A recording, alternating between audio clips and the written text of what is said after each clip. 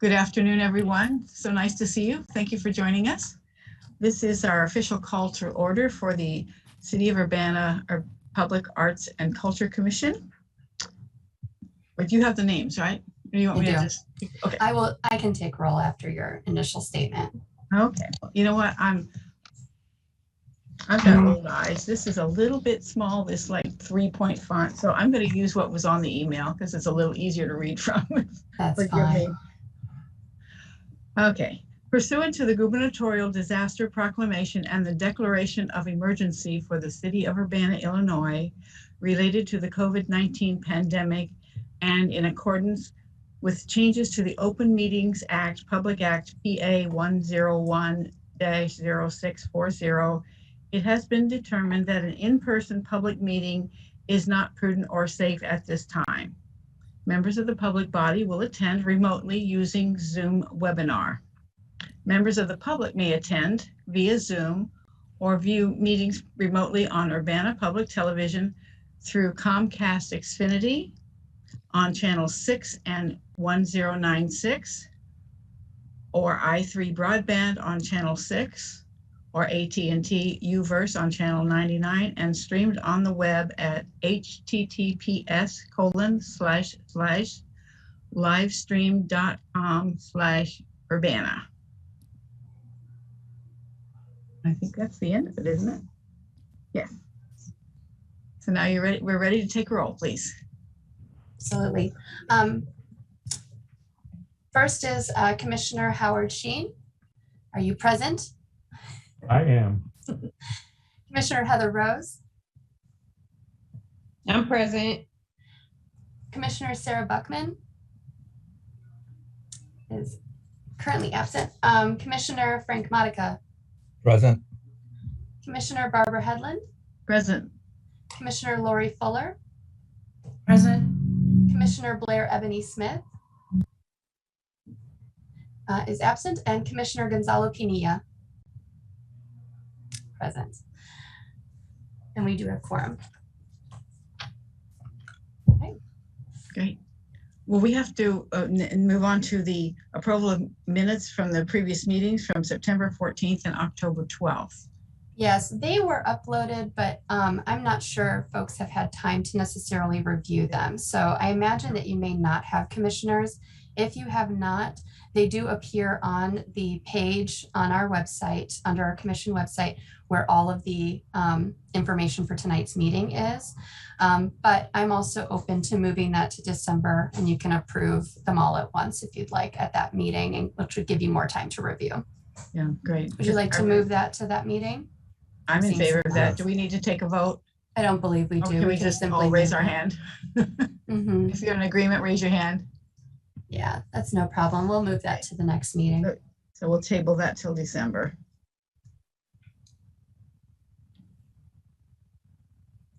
Do we have any additions or changes to the agenda today? We do. One thing that we have not done yet that I believe would be prudent to do at this meeting is that Barbara has been filling in as chair now on a sort of interim basis for about 3 meetings or more while we've had new commissioners come in. But as we've had all these vacancies recently filled, with the exception of one, which I'll talk about during my staff report, I do want to invite our commission to formally nominate a chair and have that person become the chair of the Arts Commission so that we have that seat officially filled. Otherwise, I'm the official seat warmer at City Hall. That's right. So at this time, I'm wondering if there's any nominations for the position of chair of the Arts and Culture Commission from our commissioners. Is Barbara, are you interested in continuing? I won't say no. Because I would nominate you. Being doubly nominated. I mean, I've been here since the beginning. Okay, so do I hear a nomination from Frank Modica of Barbara and a second from Howard? Okay. Thank you so much. Barbara, do you accept the nomination? I do, thank you. Is there any discussion? I think that's a great move. Thank you.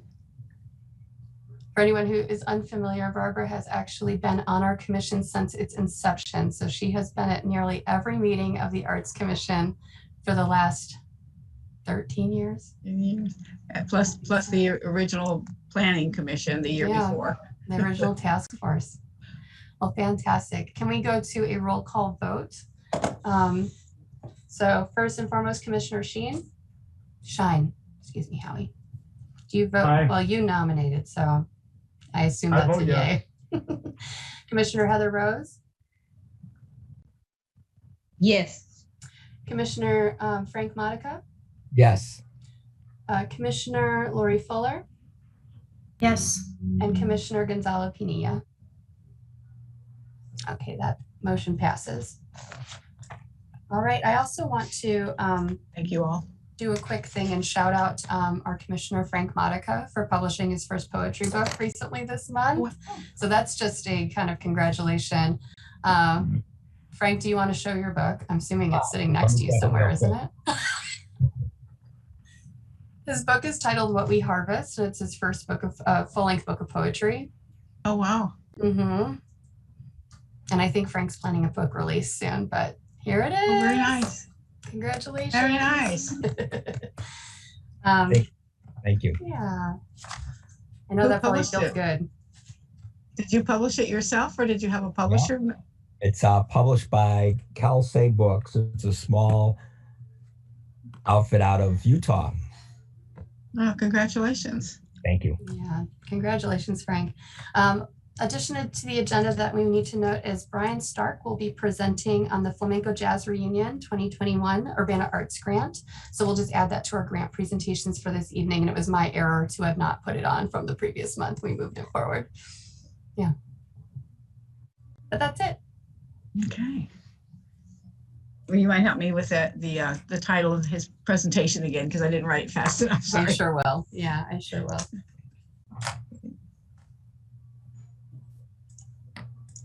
Well, now we have time, if there is any, is there any public input for the meeting today from the public or any write-in information? I didn't receive any. I don't believe there is. Okay, so then we can go ahead and move to your staff report. Sure thing. I'm gonna Great. share a presentation. Here we are.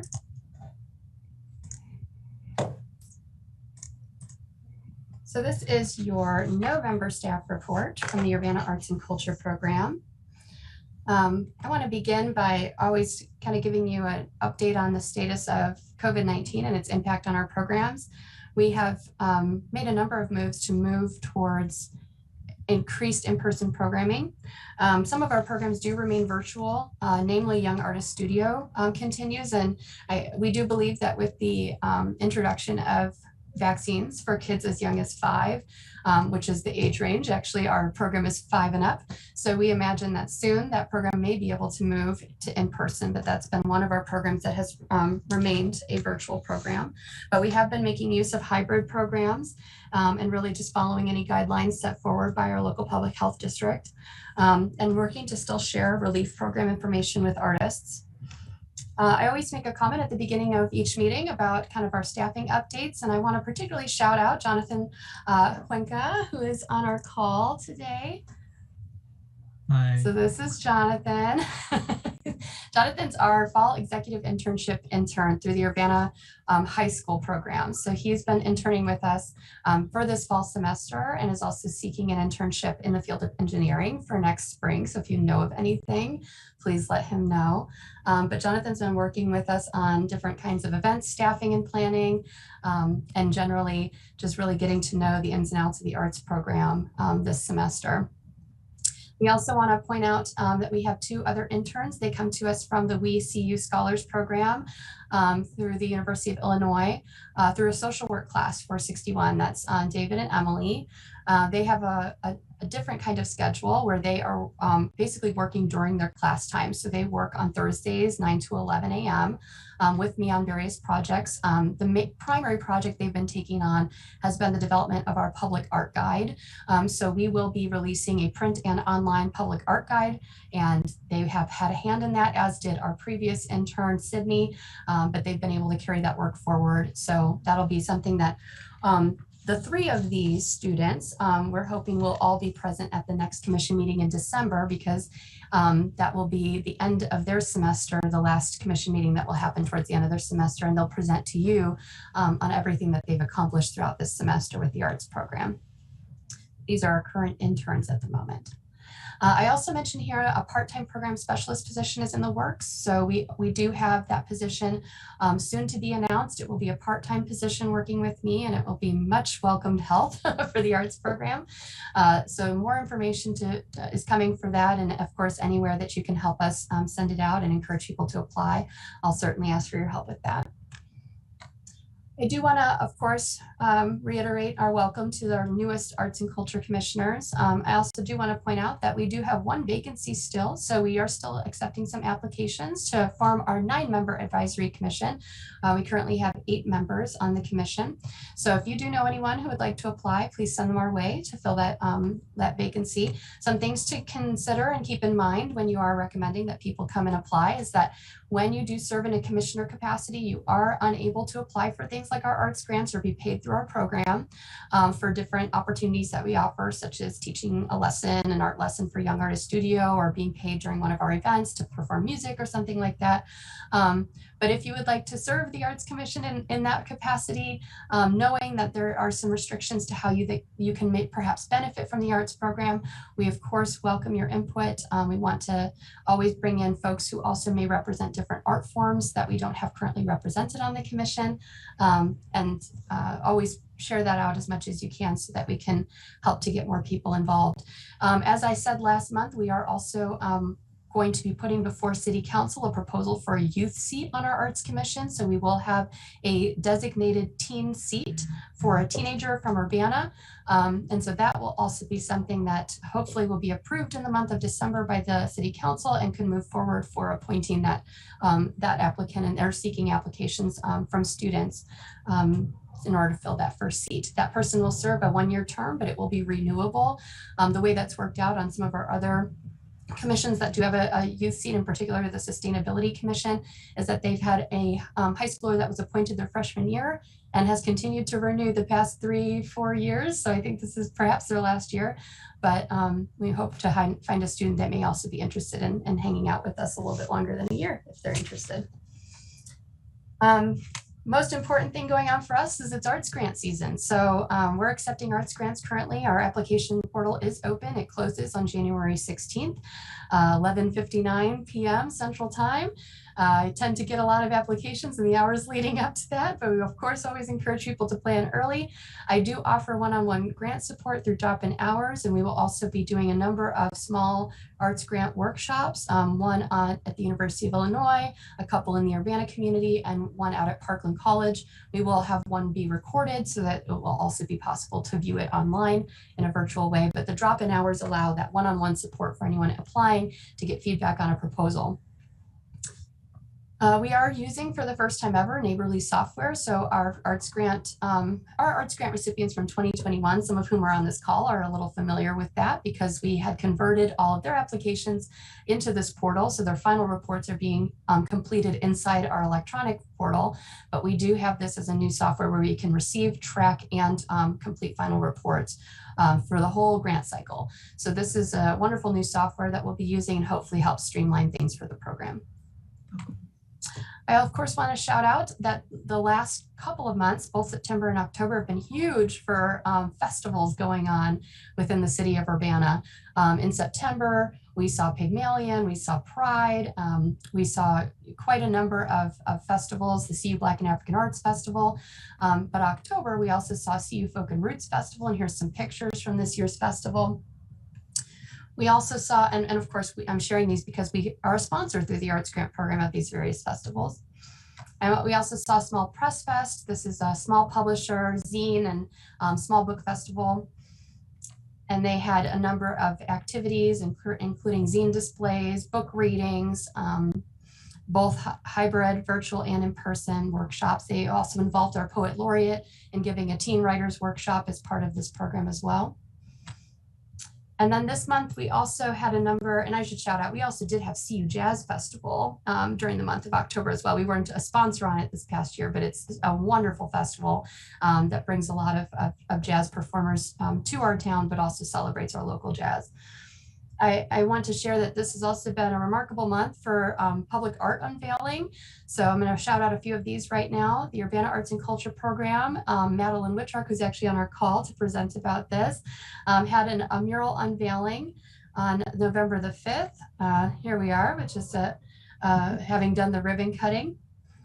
We also had one of our grantees, former Poet Laureate Will Rieger, held the Red Herring Poetry Celebration just this past week at the Channing Murray Foundation on campus, which was a unique history project that invited various artists across a number of artistic mediums to interpret poems written by the Red Herring Poetry Group. The Red Herring Poetry Group is no longer a current active group, but it had one of the longest histories in Urbana as a poetry group.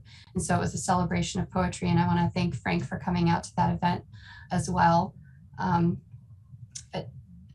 wonderful event that took place this past week. I also want to share, and Madeline is here to talk about, is not here to talk about this in particular, but Common Ground also had their unveiling for her other mural. And so I want to actually play a video, and I hope, Madeline, it doesn't, embarrass you. And I know that I need to stop sharing and do that, the thing where I share my sound, because I don't believe I did that. So hold just a moment.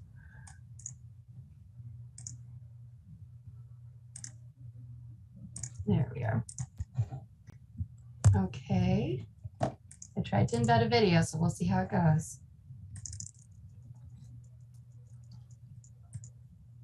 All right, hold on. Let's see, it works. No, hold on. Will it let me click? Yes, it will. We're really excited to One moment. Here we go. We're really excited to be unveiling our new local Food for All mural. I'm Rachel Storm. I serve as the arts coordinator for the city of Urbana. I'm Madeline Whitrock, and I am the artist and designer of Keats. Hi everybody, my name is Sarah with Common Ground Food Co-op, and we are so happy to be celebrating our new mural. Madeline Whitrock's pieces are so beautiful and vibrant and add so much to this space.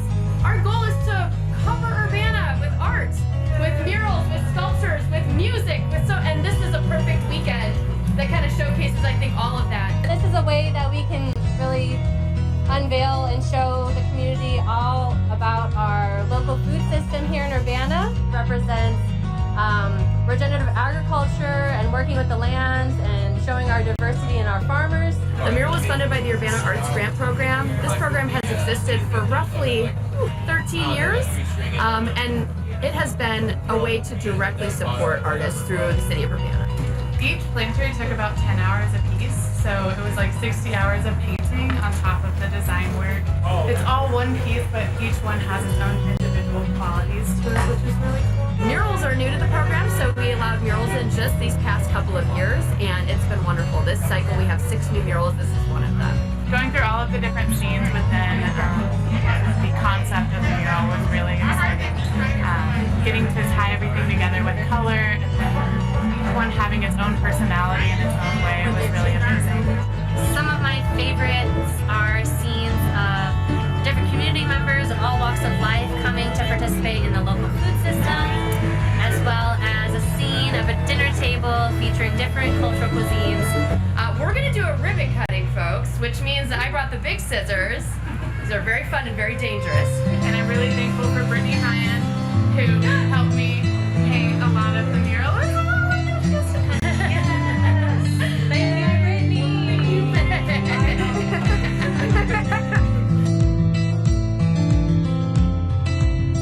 For anyone seeking to also fund a project of their own, they can go to urbanaillinois.us/artsgrants and apply for their own arts grant to do a similar project.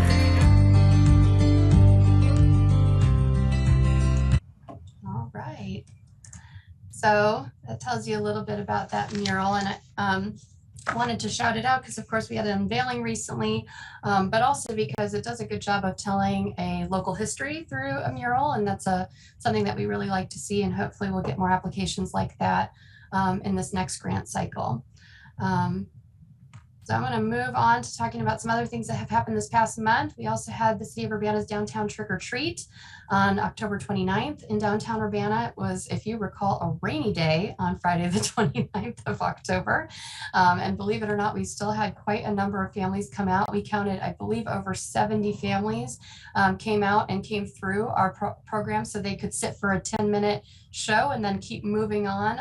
And the show came from these two in the center, Satina and Michael, who are flow arts performers doing juggling and hoop dancing and poi and a number of circus arts for the kids. And we had a number of participating businesses give out trick-or-treat candy.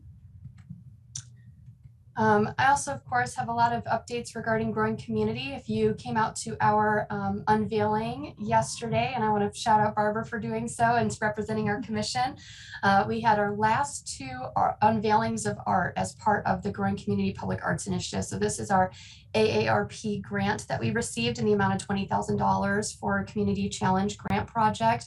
These are rapid fire grants, so there's a short period of time in which they can be completed. We received the funding in early July and completed the project just yesterday. And so here's some of the invitations of public art, but the goal behind this project was to showcase the work of local artists in a way that also increases accessibility and amenities in these community gardens that are doing such important work around food security. So we had what ultimately came to 5 participating local gardens. The first is Cunningham Township Community Garden.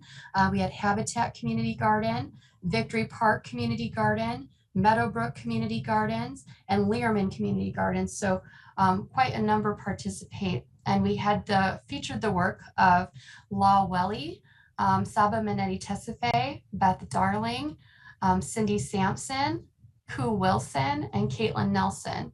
And their work appeared on things like job boxes that doubled as tool lending libraries so that people no longer have to bring and haul tools to the garden, shade sails that provide some shade, benches that would provide seating.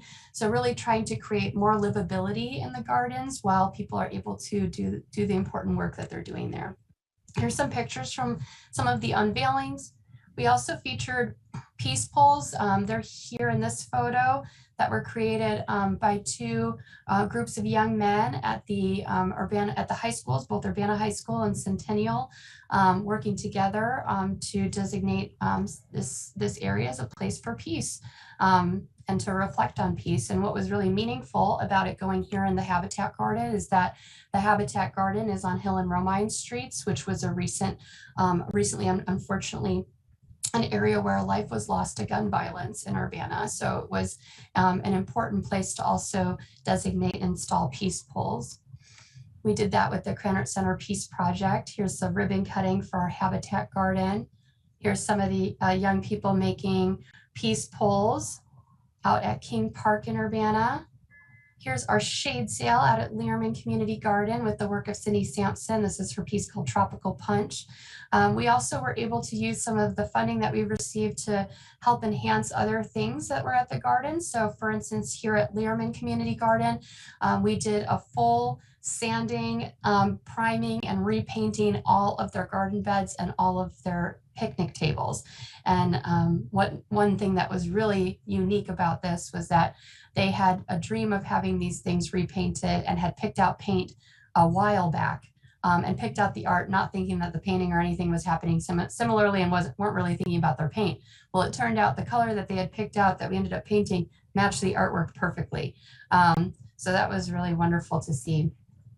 And here's some folks that are painting. We also really benefited from the work of Greg Stallmeyer. He's here in the picture with me in the bottom right corner, as well as collaborating with Housing Authority's Youth Build program, serving teens 17 to 24 and having an alternative school that allows them to not only learn the trades and get certifications, but also to complete their high school diplomas when they've had interruptions in schooling.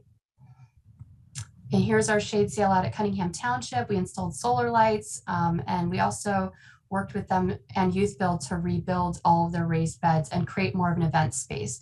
And we've collaborated, as you may recall, with Cunningham Township a number of times to host events. So that's something that this will also allow for, is increased events in that space. Law Welly, our artist for Cunningham Township, also was willing to paint a mural.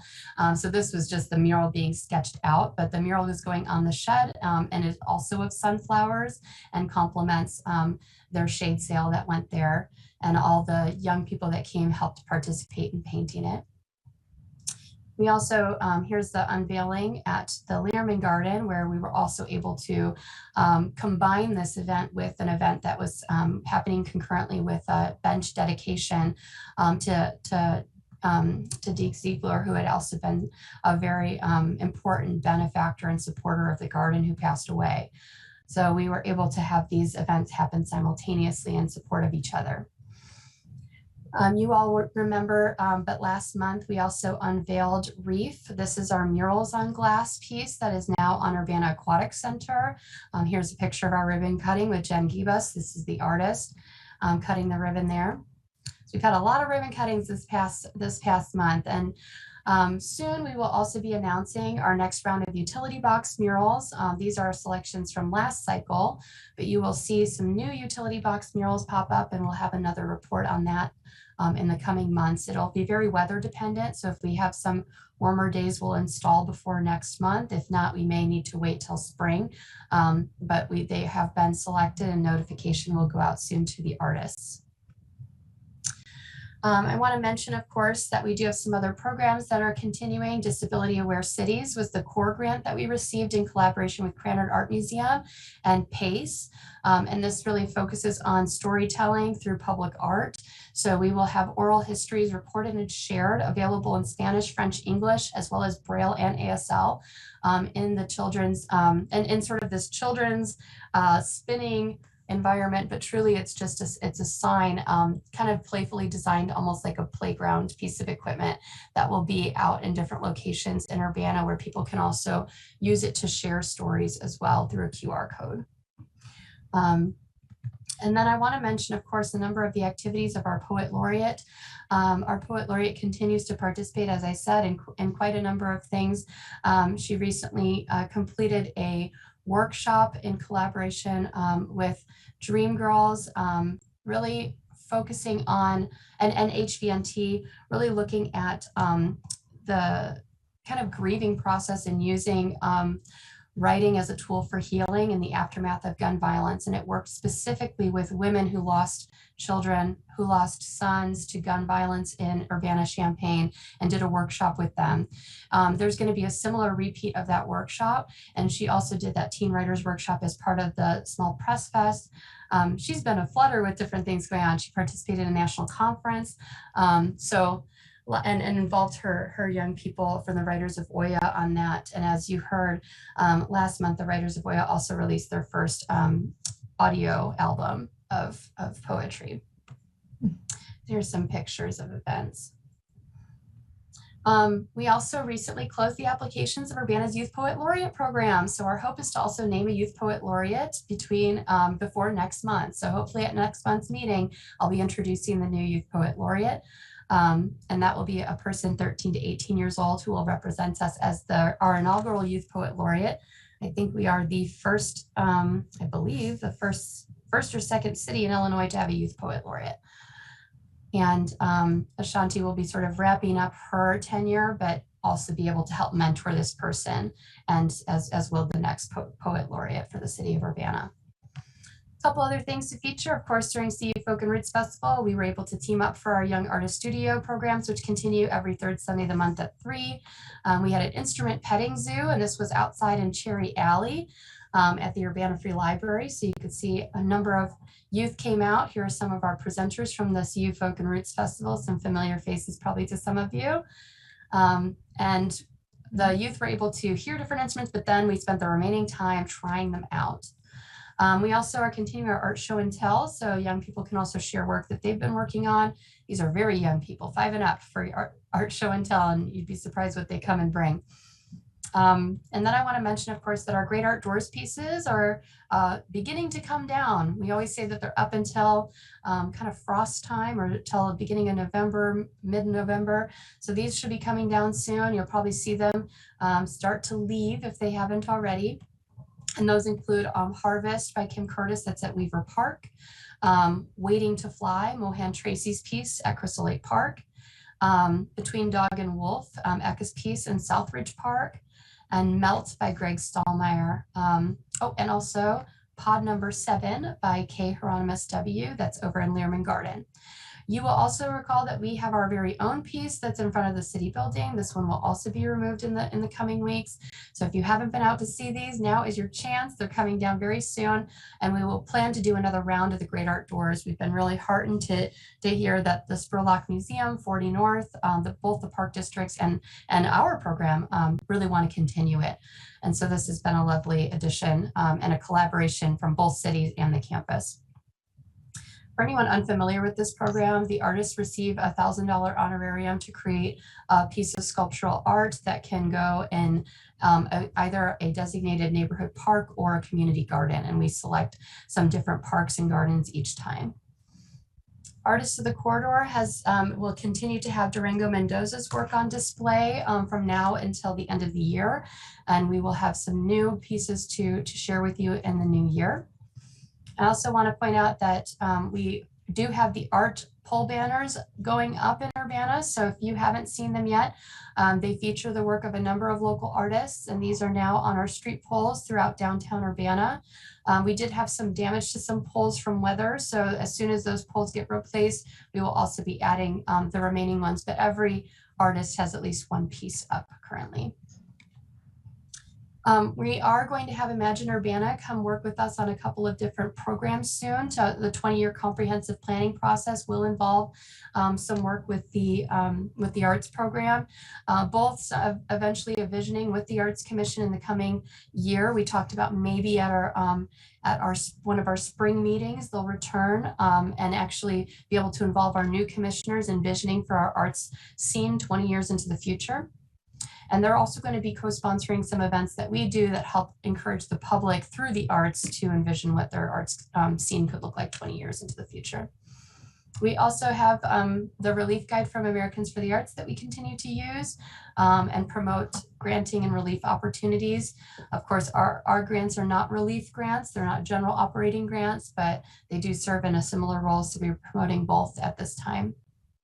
And that's the end of the presentation for this evening. Any questions about this past month of activity?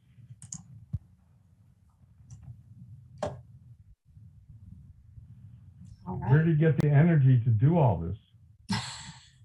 Well, I'm taking a vacation today after today, yeah, for a little bit. So I'll recoup my energy soon. Well, it's wonderful to see how much energy and activity is going on in our city. It makes it feel really vital and gives a lot of opportunities to people that wouldn't necessarily have them. Yeah. We do have a lot going on. I think we'll see a little less in those colder months, but we'll see. Then we'll just go indoors a little bit more. I really like that the arts are distributed widely across the community. It's not just concentrated in one area. That's really nice. Get to see it north, south, east, west. Get to see it around campus and in other neighborhoods. And I think that we need to continue to see that as a priority. Yeah, definitely. Sure. We're funded both by TIF funds, which are tax incremental financing funds through our kind of our enterprise zone, which is more of our downtown, and then through our general funds. So it really also means that we are encouraged to both do things downtown, but also quite broadly in Urbana. And even for things like utility box murals, I'm looking at some utility boxes in neighborhoods that are city owned. So more soon on that as well. I think it's a good idea. I can remember when we first started the commission, even in the days of the task force, we were redesigning the North Quadrant, the North Cunningham Quadrant, and all the entrances into the city, so that there was a sense of pride when anybody came to the town. They wanted to know more about this city. So it's great that it's continued so much. Well, thank you. If there's no other questions, I'm sure we can head into arts grant presentations. Our first grant presenter today is Leslie Smith here. She is not, so I'm guessing that we need to move her presentation to next month. Okay. I didn't see her on the lineup there. Yeah. Well, we know Madeline's here. Welcome, Madeline. Hello. Madeline's going to present the final report for her 2020 Urbana Arts Grant, Save the World mural. Yep. Okay, so I will be sharing my screen. Sorry, I don't use Zoom very much, so it might be a little bit of a learning curve for me right now. You're doing great. Let me know if you need any help. Thank you. Thank you. Okay, 1 second. I'll do the share screen and presentation, share. We'll go into the, hold on. We can do this. Play. Do we see it? Incredible. Okay. You did it. I did it. All right. Well, my name is Madeline Wittrook, and today I'm going to run through the final presentation of the CU Adventures Save the World mural, which was partially funded by the Urbana Arts and Cultures Grant. With this mural, we took what once was a kind of a gray warehouse and made it a pop of color, kind of in a pretty, you can see it from University, you can see it kind of everywhere in Urbana, which is really great. So yeah, that's not how I go forward. Oh no, there we go. So this piece covered quite a bit of area on the walls of the building. From the beginning designing time to priming the walls to actually painting the design, the project took about 60 hours altogether.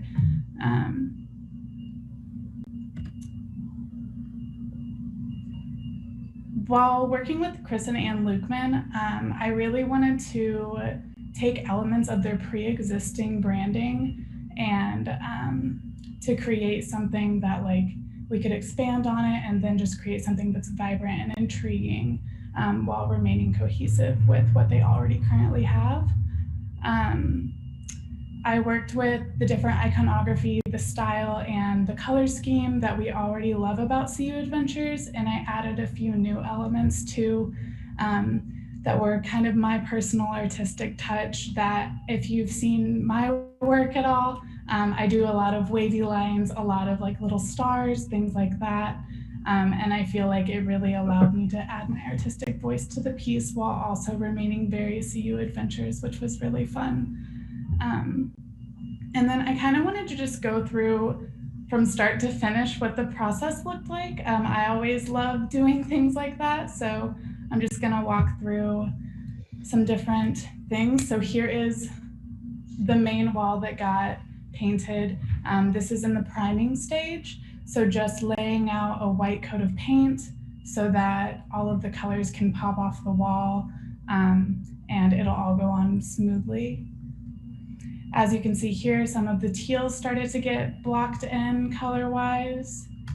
And then we have a little yellow wavy blob in there, which I love. I think weirdly, it's one of my favorite parts of the entire thing, just a bright pop of yellow. Here you can start to see the icons coming to life. I blocked in all the color first and then went back and did the outlines, which you'll see moving forward. The mural also turned around a corner. So in the beginning photos, you kind of only saw that one wall, but it also turns around the corner and goes into the other wall as well. Here you can start to see the different other wavy blobs coming to shape and then the different outlines. And we have the sword in the front starting to come together as well. And this is the final product of the piece.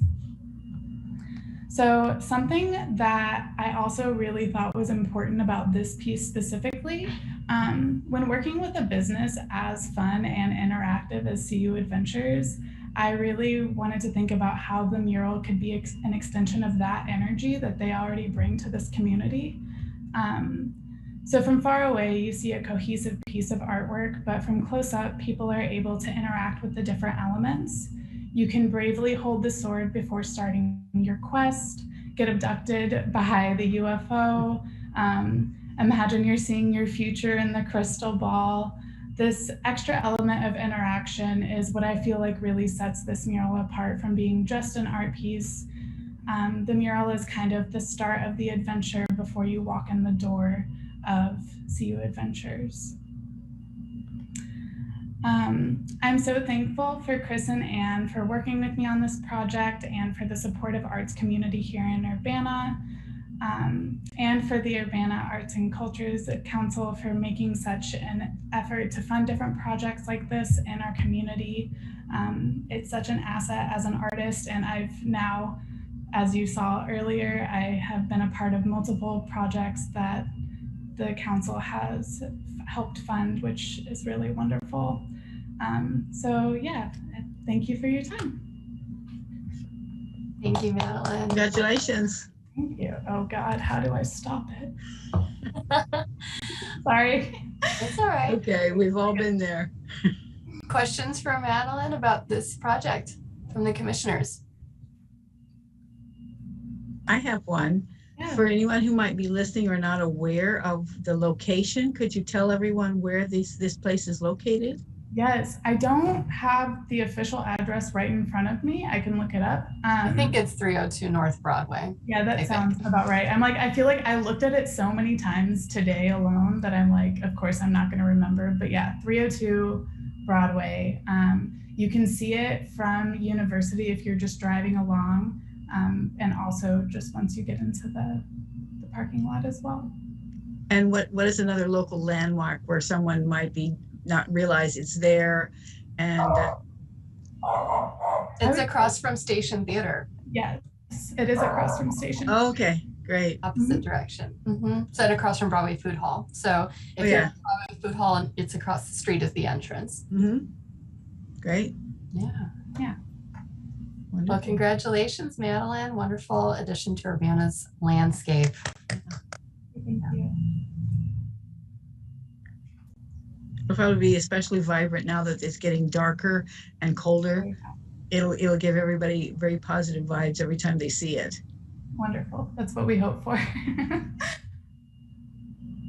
Okay, well, I think we're ready for the next presentation from Janaea Modest. Or is it Modest? I don't want to mispronounce your name. It's Modest. Modest. Okay, thank you. She's going to present her final report for the 2021 Urbana Arts Grants. She Spins Urbana. Welcome. Okay, give me a second. I'm trying to. I haven't done any presentations in a long time, so give me a second. You got this. Well, thank you. I'm just going to cheer you all on as you have the Zoom problems. I'm trying to figure. Hold on. Over Zoom. Okay, share screen. Yeah, it's usually the green button at the bottom. Well, thank you. Appreciate that. Oh, and if you're sharing sound, be sure when you click your screen to share, there's a little checkbox in the bottom that says share sound as well. Okay, got it. All right, can y'all see? Yes. All right. Well, hello. My name is Janaea Modest, also known as DJ Silky. And my program was She Spins Urbana, which was a camp for girls between the ages of 10 to 17. It was supposed to be last year, but since due to COVID, we had to switch it up. And this kind of camp, you have to be interactive. So it's not one of those camps that you can actually do on Zoom. Otherwise, we would have did it on Zoom, but we can't. Okay, let me go back. All right, our objective. You can also see a couple pictures of the camp. We have picture of the type of boards that we did use. This is one of my campers in the middle that was with us. And this is also another setup of another one of our campers, as well as one of the instructors.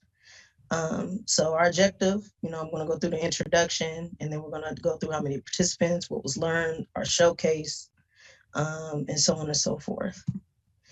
All right, back to my introduction. Hi, my name is Janae Madison, and I also go by DJ Silky. Sorry. Let me hide this side because I can't really see. Okay. Well, it really went back. I'm sorry. All right, She Spins Urbana was basically a week-long educational camp designed for girls of color ages 10 to 17. It was each 2-hour workshop introduced the camp participants to the history of women of color in disc jockeys and technical instruction. The participating youth designed their own set that they unveiled at a public showcase at the Independent Media Center. All right, how many participants that we had? And this is also a picture of one of our instructors with a couple of our girls. In total, we had a total of 21 participants throughout the week. We started off with a lot of people said that they were coming, but they didn't come. But as the week kept going and progressing, more and more girls started to show up. So in total, we were able to service 21 girls and help them learn how to do DJ sessions. What was learned? Let's get this party jumping, bumping and jumping.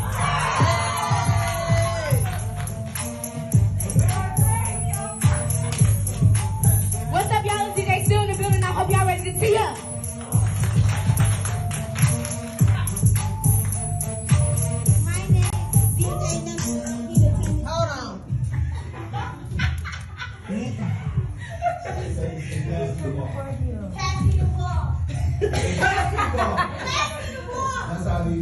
All right, you ready?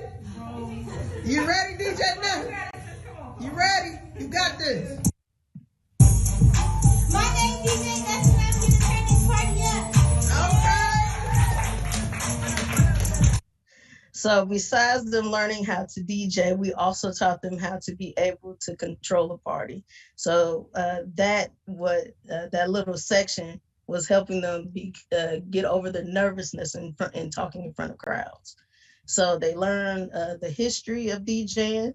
They learned how to actually beat match so they can DJ. And they basically helped put on their own showcase. I mean, I did help with the flyer as much as I can, but in the end result, they chose everything they were supposed to do. So our showcase, these are a couple pictures of our showcase. Oops, sorry. These are a couple pictures of our showcase.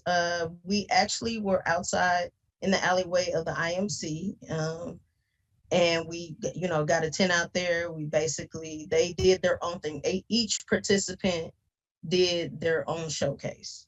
So, I mean, we stood there to help them, but in the end result, they basically did all the work. All right, some of our sponsors and volunteers that help with the thing we have. Of course, we got our Urbana Arts and Culture program. We also had the help of DJ Nasty. He's actually one of the DJs that I've been working with since I started DJing. He's actually my mentor. We also had DJ Jock J, who's with Ghetto Genius, and Dr. Patterson with the Loving You campaign. He stepped out and helped us. With some of our funds, I mean, we were able to provide meals for the girls every night. So one of our sponsors for the last 2 nights was Neil Street Blues, Nothing But Cakes, and CNC Kitchen. And then we also had IMC. They helped us with the alleyway. But that it? No, that can't be it.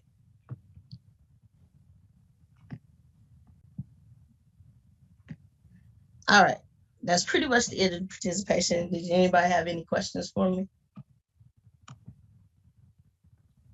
First of all, I see Frank. Go ahead, Frank. I really was interested that you were able to have people adding in as you went along. And oftentimes with the program, it tends to be the other way around, where you might start high and then you start losing people. So must have been word of mouth going around, people talking it up and saying, hey, this is something you really need to check out. So I think that's a real testimony to what you were doing. that you not only didn't lose people, you gained people across the time. So whatever magic that you had, and keep it up. That's great. I appreciate that, Mr. Boddicker. Yeah, Yeah, obviously people okay. are interested. Mm-hmm. Janae, I want to invite you to share like one of the, because I remember the origin story of She Spins Urbana, and you had participated in things like Girl Rock CU. But I know that you saw a need. Do you want to share a little bit about that? Yeah, I can. Actually, I'm not gonna say when I began DJing, like a couple years after I was DJing, I was asked by CU Girls Rock if I wanted to be a instructor. And of course, I'm like, I love the community. Of course, I'll come help out. What I did notice was, not trying to knock, CU's Girl Rock, but I was pretty much the only person of color that was in the whole program. That's including participants and instructors.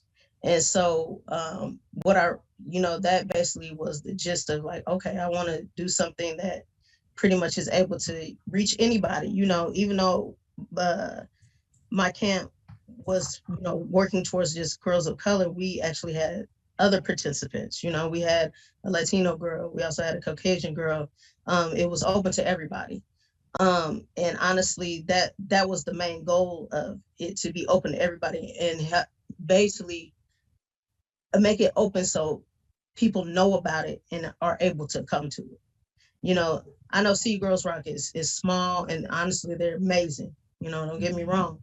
But a lot of times they weren't able to reach the people that everybody wants to reach. I'm sorry, kind of mixed up with my words, but you get what I'm saying? Mm-hmm. And I remember too, like conversations that we've had about just DJing in and of itself, disc jockeying is still, an area where we don't see a lot of representation of women in general too. Right. So being able to have a camp that also just really helps bring new people into the scene, I think is really great as they get older. Commissioners, you probably have noticed I try to make it out to as many arts grant things as I can that we fund. It's very hard as being one person, but I did make it out to She Spins camp as well.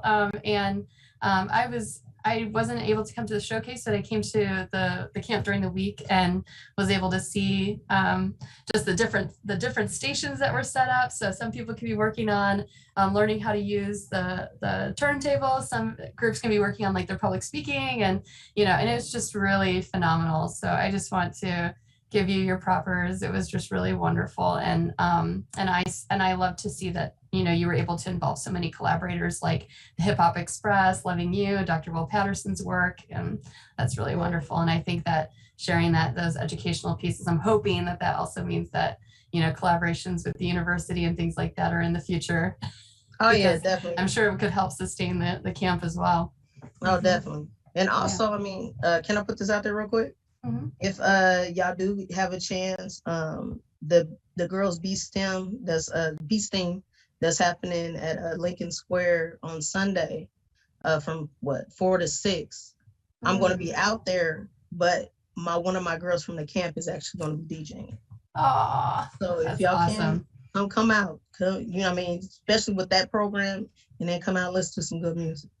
I mean, one of the workshops that was able to happen was also them building their own DJ identity, like giving themselves a DJ name, all of that. So thank you so much for the work you're doing with young people. I appreciate that.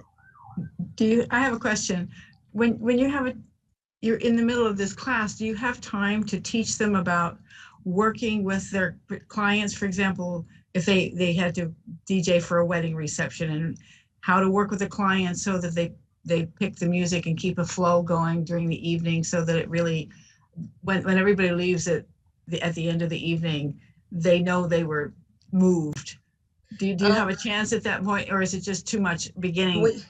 Well, actually, they did do it, kind of. I mean, not to the extent that I would actually do it, but they all the music that they played, they actually picked it.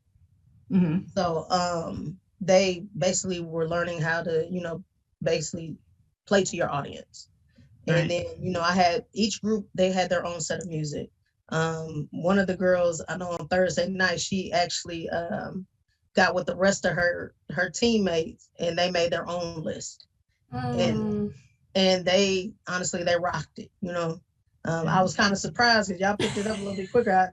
I'm a little scared for my job now because y'all doing a little bit more than I thought. But they learn from the best. It's true. And I think your years of working in the schools, I mean, just, you know, the educator in you really definitely shines in those spaces. And hopefully they get to learn from you and all of your success. Janaea also DJ'd Homecoming this year for this at Memorial Stadium. I mean, it's been a big year. It has. Congratulations. Yeah. And it's getting bigger. It's getting bigger. That's great. That's wonderful. Well, great work, Janaea. Thank you so much.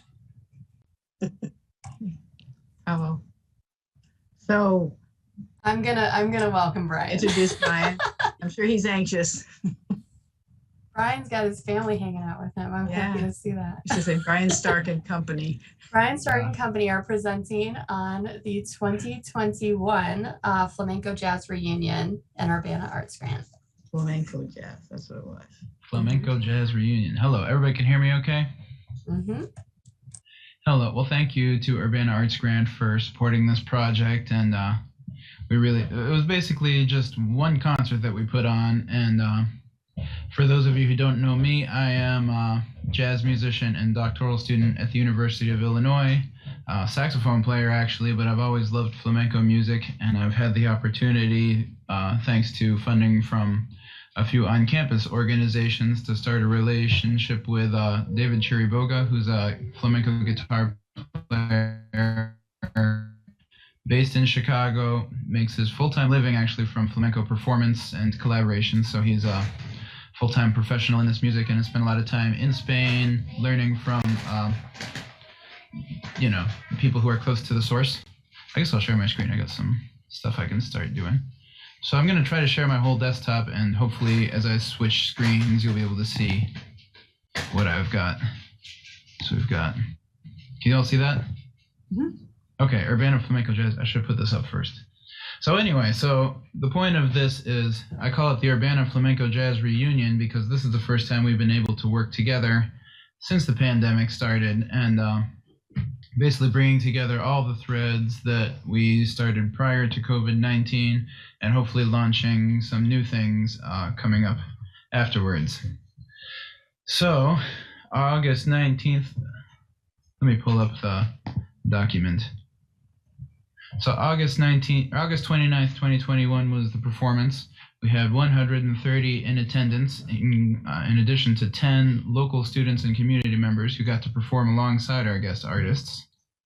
A three-piece horn section and jazz rhythm section, as well as a group that we began in early 2020 called the Illinois Flamenco Jazz Collective, which is comprised mostly of community members and also has a dance element. We used to do dance lessons before the pandemic, and we're hoping to get into that again soon. Alyssa Tejero Fischt.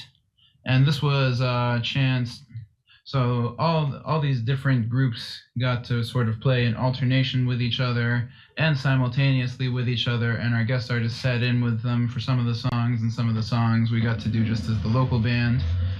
And let's see, so the different groups that we got to perform fulfilled the project's goals in several ways. We gave the Urbana community experience of flamenco music, which is very uncommon to have around here. We gave the local students and performers the chance to sit next to and perform with and learn from these professional musicians from Chicago who do this all the time. And it was also the public launch for the IFJC, which is a local group that had previous to this only performed in virtual events and educational events on at some local schools. So this was the first time that the local band got to play a public concert. And then one of the cool things that came out of this is I think that this is actually going to go a long way in promoting Urbana as a place for the arts and for music, because David himself in Chicago said on the microphone during the performance that this is, even in Chicago, he doesn't usually get the chance to work with such a large group of musicians all playing simultaneously together, music that supports his, the traditional music that he's playing. So for him, this was a really special thing. And I think as he talks about that and as he shares these stories in the future and as the videos become more public, this is going to do a lot to promote Urbana through his messaging as well.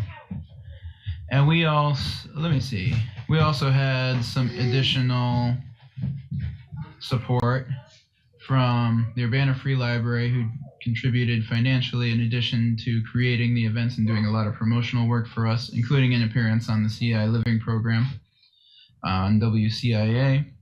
The Spurlock Museum of World Cultures wound up paying the guest artists directly and also gave us a rehearsal space on the day of the performance, which was good because it was super, super hot outside that day, and we didn't really have anywhere else to, we didn't have anywhere else lined up to play at that point, so it was really, came in there. And then let's see, we've got a lot of events coming up afterwards too. The IFJC, the local group, performed as part of the CU Folk and Roots Festival. We have these video excerpts that I'm going to show you some of soon that we're going to release as a highlights reel through the Urbana Library and Spurlock Museum. We're talking about doing concerts at the U of I Student Union and possibly also at the University of Illinois Springfield. And we're hoping, we're very slowly figuring out, I guess especially now that vaccination is more of a thing for kids, we might be more likely to get into the local Urbana public schools with our group as well, hopefully soon. And then finally, a sad note is that Joshua Bell, who performed with us, passed away just this past week very unexpectedly. And you'll see him in the pictures and the videos, and that's very, that only just recently happened less than a week ago. So this is, I don't know, just saddens me to remember that as I'm see him, videos of him performing just, a couple months before now. So anyway, so I got a few more things to share. I've got, one of the cool things I think about this is, have you ever seen anybody dressed like this just dancing on the Rose Bowl patio? To me, this was such a striking image to see. This is our local dancer on the left, Alyssa, who has led dance classes and hopefully, actually she had new dancers joining us at the Folk and Roots presentation. So we're already starting to get the educational aspect of our local organization happening again. And then on the right is our guest artist, Sammy Mickelwright. And behind her, you can see our guest artist, David Chiriboga, playing the guitar. So to me, this was just so crazy.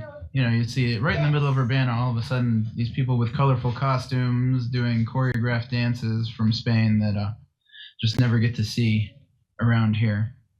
What else? We had a large audience, as I maybe mentioned before, 130 in attendance. These pictures all came from Carol Inskeep, by the way, during the event. And you can see, yeah, so pretty full crowd for the Rose Bowl patio. And here's a shot of the entire group all together that we took at the end of the night. You can see, so this includes local community members, it includes some jazz studies students, and it also includes our guest artists, David and Sammy. David holding up the guitar there, right in front of Joshua. And so last but not least, I've got, I better make sure. I think I can actually turn on my audio sharing. Share computer sound.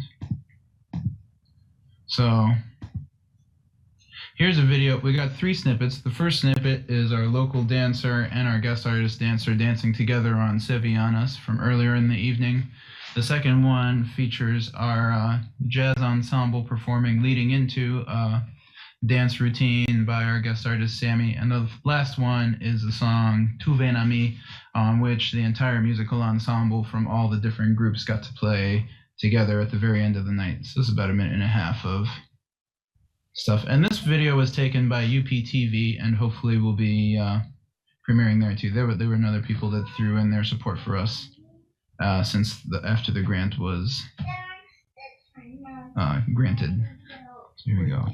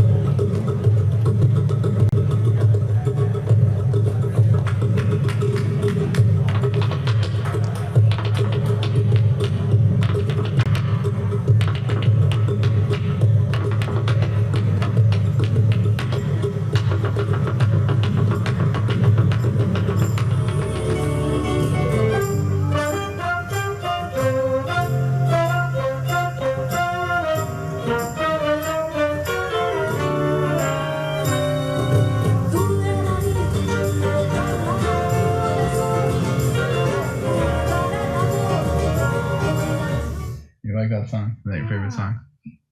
All right. And that's what I got for my presentation. So thank you again for your help in making this concert come to life. It was a lot of work to get it together. I drove to Chicago a bunch of times just to figure out what music I was playing and coordinate with David, but in the end it was all really exciting and a very successful concert, I think. So thank you. Congratulations. Congratulations. Thank you. Any questions or comments for Brian from commissioners?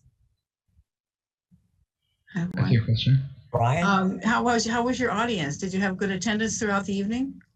Yeah, it was for the whole evening. It was, just as far as I could see in the whole patio, it was very crowded looking to me. So 130 was the total number that was counted while we were playing. So and I think for the entire evening it was from start to finish we had people there, I think. And you had good vibes from them all. It was very good response. I don't think I've ever heard the audience at the Rose Bowl so quiet. I don't think. Did anybody try to dance? No, nobody. I think that they all felt that they weren't dressed quite the right way. Yeah, it's kind of a specialized dancing, but I think a lot of people are interested in learning how to do it now. Yeah, absolutely. Mm-hmm. Heather, your mic's on, just so you know. Frank, did you have a question or comment? Well, yeah, question and comment. What kind of, when's the next time we could see somebody perform again like that? Good question. That is a good question. Well, we don't have anything scheduled yet, but we're working on stuff. So keep an eye. It'll be through we're trying to get something at the union, which we've been trying to do that for 2 months. So I think that we messaged the union 2 months ago and we're still waiting to hear back from them. So that might be next semester that happens, but keep an eye out. Illinois Flamenco Jazz Collective is the main group that's doing it in town now, and who knows? Maybe we'll reapply and get something off the ground for next summer as well. Well, I think it's an amazing kind of fusion going on there, a synergy that I'd like to see continue. Yeah, for sure. Yeah, well, definitely keep an eye out for the video. I think that's the next thing that's really going to be. And I'll ask. We actually have video of the whole concert on our private YouTube link now, so it's possible that I could just share that link with you guys if you're curious about seeing the entire concert, and then we'll have the edited one that's going to be made more public in the next couple months. I want to thank you, Brian, for acknowledging the passing of Mr. Bell. I'm really sad for that loss in our local music community. And I also just want to thank you and Janae and Madeline and other artists who also, take time to be involved in other programs even outside of the grant. So Brian performed as part of therapy for the Cinema and Sound this past summer. Janae has given a young artist studio workshop. So we just really benefit from artists coming out and participating in so many different ways in the Urbana Arts and Culture program. So thank you for your energy there. Yeah, it definitely enriches our community so much. Makes a big difference. Yeah. I was thinking, Brian, if you couldn't get into the Union, what about on the patio in front of the Follinger Auditorium on the quad? On the other end, on the south end. Oh, yeah. There's that big patio there. Yeah, that would be awesome. That'd be an awesome space. Yeah, get it right on campus. That'd be really cool. Yeah. Yeah. And I guess I should acknowledge the Rose Bowl, of course, who they were a local business that partnered with us, and we supported them with grant funding to get this. And we had Frank Horger, who's one of my favorite audio engineers, was running sound for us. So that's why another one of those reasons those videos sound so good. So. Oh yeah, he does a great job. Mm-hmm. Excellent. Well, thank you so much again, Brian. Congratulations. Thank you. All right. Do we have any new business to discuss now? The grant process is coming up. Yeah, I'm going to share my screen and just walk you through the grants tier 3 timeline. That's our next agenda item and the last one for this evening. Can you see the screen? Yes. It didn't move, did it? You're still seeing it? Okay, so mainly we have a lot of new commissioners and we have an arts grant cycle that has a couple of different parts. So for anyone unfamiliar, the Urbana Arts grants are due January 16th. And this year we're putting all applications due on that deadline. That is a change from the past 2 years where we had tier 3 applications due earlier. We had originally asked for them to be due earlier. Well, we were asked to possibly do that by some of the people that present festivals in tier 3 category. And then when we moved it earlier, it turned out that was actually kind of tricky for them because they were just wrapping up their current grants. And so we kind of split the difference and made them do at the same time. However, we are going to have our special meeting in January. So we still try to give them as much early notice as we can about arts grants. The one thing that this does change for our tier 3 applicants is if for any reason they weren't funded in the tier 3 category before, they would have known in advance enough to still apply in a lower tier. That is not going to be able to be possible this year. So that means that when they're applying in tier 3, they're kind of putting their eggs in that basket. So with tier 3, these are our grants in our largest funding category. They're $5,000 to $10,000 in funding. It can only represent 30% of the total project budget. So that means they also need to have a budget of over $16,000 for their total project at a minimum. And that means that we often see people that present large scale events or festivals applying in this category. What the distinction is for us is that the Urbana Arts Grants tiers 1 and 2, which includes arts in the schools, these are our 2 smaller tier grants. They apply in a way that is seen by an independent and confidential jury. And many of you may have served on a jury in the past. It's confidential, so I won't call you out if you have. But we always have our arts commissioners also serve on those juries, typically 2 commissioners per jury. And then we do have a collection of people chosen for lots of different types of diversity in terms of both their social identity diversity and also their own experiences in different art forms to make sure that those juries are well represented in different ways to select our arts grants in those 2 tiers. Tier 3 is different. This is the one kind of important vote. Every vote, of course, is important that you make on the commission, but typically what you're doing on the commission voting wise is voting on meeting minutes until you get to this big important vote every year. The tier 3 is selected directly by our Arts Commission. So you will, instead of just reading written applications, you will get a copy of the written applications sent to you through email from me. It'll be in the Neighborly portal. You will be able to log into that new portal and see the applications in that tier 3 category. But those applicants will also come in front of us at a public meeting. And that's the special meeting that we are calling on January 18th. So you'll see there, that's an extra date to save. We will still have our regular meeting. And let me just remember the date of our regular meeting so I can kind of get you very clear on this, because I want you to save these dates if you can, commissioners, because these are going to be the important dates where we have quorum. So our regular meeting date that month is the, let's see, that is the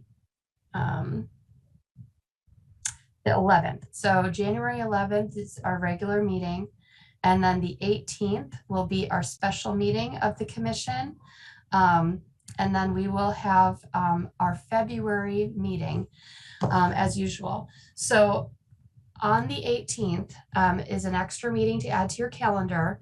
And what will happen at that meeting is those applicants, and we don't typically have a ton, but let's say we have between, I don't know, 3 and 5 or so.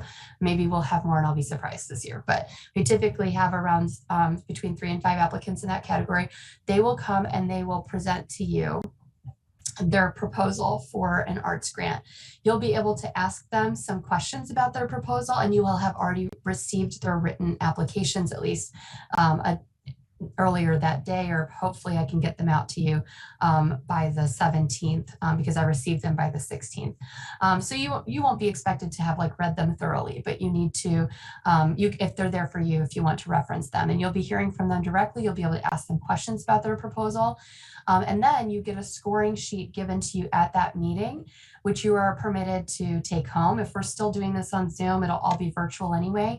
You're going to score them through our new Neighborly portal. So I will get that set up for all of you in advance of that meeting. And so you will score them independently.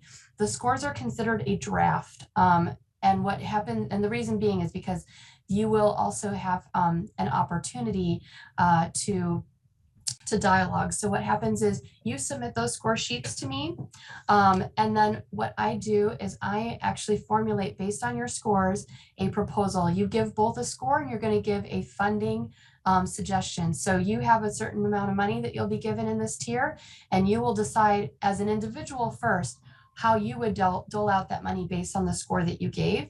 I take all of your scores. I really work to come up with averaging them and really making sense of them based on your comments. And I summarize your comments and I create a proposal score that takes all of your scores and tries to combine them and make sense of them. And so what happens then is we have a discussion at the next meeting. So that would be your February meeting.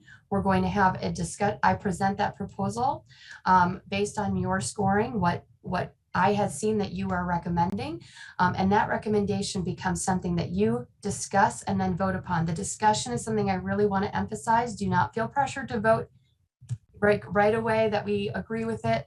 You should take some time to think about the particular feedback you gave to those applicants and have a broader discussion. This is what happens in Tier 3. They're not simply applying and submitting an application that they don't see again. They are submitting an application in public forum. So we both get to ask them questions, and then the proposals are to be talked about in public forum as well. So that'll be your opportunity to do that. And then there's also some time, if you have a question that didn't get answered, there is during that evaluation period, there is some time where you can submit a written question and we can ask them to respond to that. If there's something that during the presentation you ask them and they don't have the data in front of them to answer, they have a certain period of time to get that answer to you so that it can influence your score. And then at February meeting, we should actually not only have a final vote on Tier 3, but our February meeting will also be when we have a proposal of all the funded ones from our juries for you to see and to approve. So you don't formally vote on those. It's more of a nod situation, but our jurors will have already made a proposal and given out the funding in those categories, and it's all presented at that February meeting. So our meeting, the second Tuesday of February, everyone should know whether they were funded by arts grants or not. And that's the February 8th date that you see there. So then formal notice will be given to all of our applicants by February 9th, sometime during that week. And then March 10th is the date of our sneak peek event. This is an event that we ask that as many commissioners as possible please come to.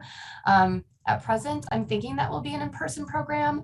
We did do it online virtually last year and it went over really well that way too. So we do have options if it looks like it should be more safely done online. But I do want you to save the date for that. So March 10th, 2022, typically it happens around 7 p.m. in the evening. We'll have our sneak peek event, or it's usually between 5 and 7. And then by March 15th, their grant agreements are due and signed for any of the people that are selected. And on April 1st, they're able to start their grant projects. So our grant cycles are always April 1 to April 1, and they get a full year. With COVID, we've had some extensions be given out, so you will still see people presenting from previous years, both folks in 2019 and 2020 and 2021 that were impacted.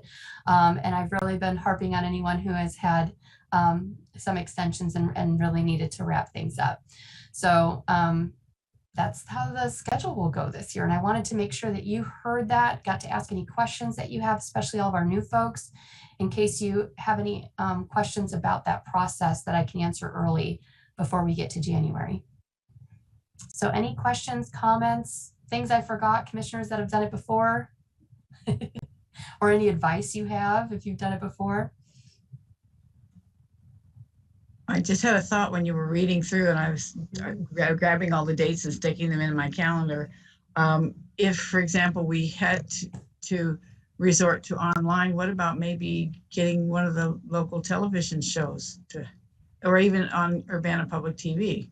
Yeah, and that's sort of what we did last year. We actually collaborated with Rose Bowl TV and Urbana Public Television and live streamed it to our Facebook page. And that was lovely because we actually had a pre-recorded performance that was recorded a couple days prior at the Rose Bowl. And that kind of kicked it off and it worked really well.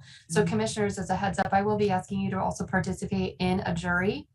And if you haven't done it before and are particularly interested, please reach out to me and let me know you want to be on a jury. So I'll ask you first. And then we'll also have you come to the sneak peek. And usually at the sneak peek, our commissioners assist me in presenting the grant awards, acknowledging people.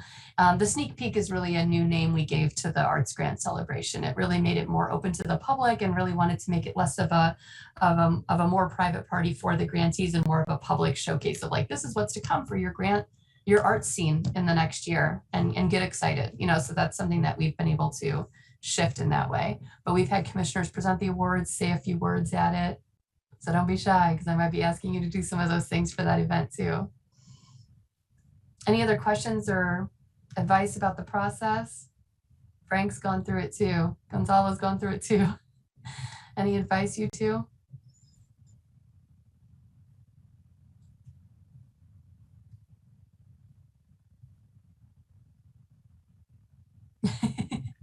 You're muted, Frank, if you're talking. There you are. Be prepared. It just read through. It really helps to read through the materials beforehand. I can't emphasize that enough. Yeah. And I think connected to that too is you don't have to wait for them to apply. We do have some folks that typically apply year after year. So the ones that we funded this year, that's a good place to start. Boneyard Arts Festival, Pygmalion, CU Folk and Roots, they will likely apply again. So if you're unfamiliar with those festivals for any reason, now's the time. Go get very familiar, do your homework. They all have wonderful photos and videos and great websites. So just take a look at what they do so that we're also coming, you know, well informed to the conversation. And of course, I always say, if you haven't, go visit these events. If you haven't gone to them, it's really important to go out to the things that we fund if you can. Are you going to add something, Gonzalo? Yeah, I was about to say that, yeah, we have enough information so that we can, so we have like previous projects and images and documentation, and so we had enough material for when we made the choices, made the better choices. So yeah, and I think that also speaks to like the website is there now, so you can go and take a look at what we funded in the past too if you want to see, even on our arts grant page. And this goes for anyone who's also on the call considering applying for a grant. So all of our past grant recipients, I hope you consider applying again. You can go look at our webpage right now and see the full listing of people that we funded the previous, I think 3 years are up there right now. And the other ones, I don't think they go away. If you Google them, you can find them, but they're not like files that are right on the website right away.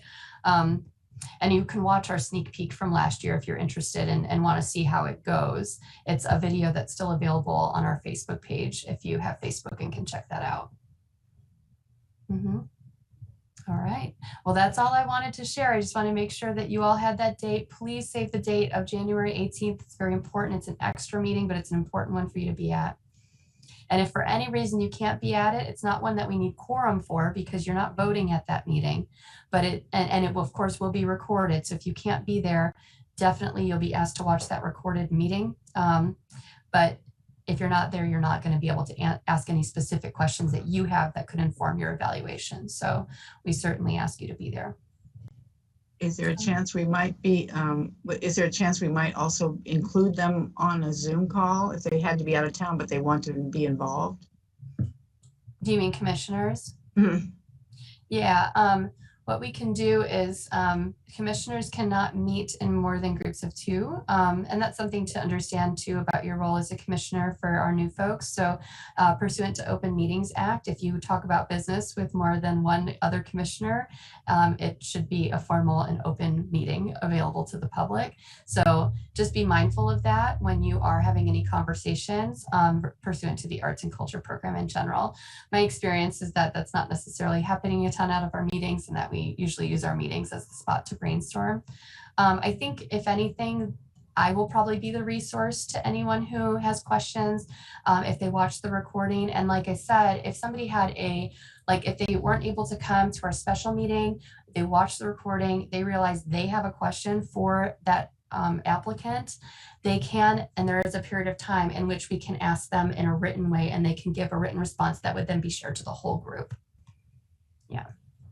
And you're always the liaison Exactly. for those questions. Yeah. And so I'll share both those, and then you'll be submitting through the Neighborly portal effectively to me all of your evaluations. All right. Hope it's a clear process, as clear as it can be at this moment.